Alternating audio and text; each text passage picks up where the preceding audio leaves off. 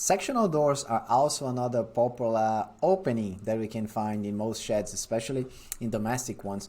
And I'm creating this shed example here, and we're creating different things on the same model just as a practice. So I'm just going to rotate and create another sectional door similar to this one. So as you can see, the sectional door has the guide, there's the motor on the top. It's a little bit different from the roller door.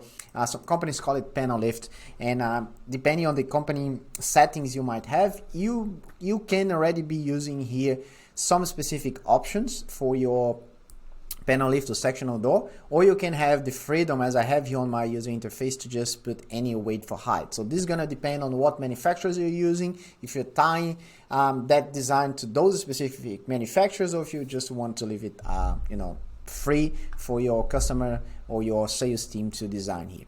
So learning how to add a sectional door, very simple.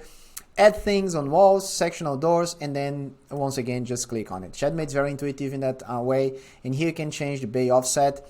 Another reminder, if you watch the videos on personal access doors and roller doors, the bay offsets generally from the middle of the bay. So it means that when I add the sectional door, it's in the middle of the bay, and I can actually manipulate like it to move to one side or the other, being 0 the center. All right.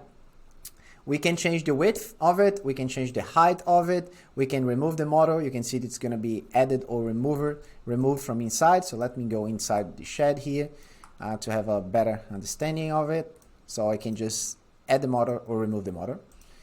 And I can also override the frames if I want those frames to be different, or just leave it by default. So I could actually select and include or exclude footings. So this is pretty much all of the different options we have for the sectional doors, and the process is very similar to adding any other opening or item inside Shedmate.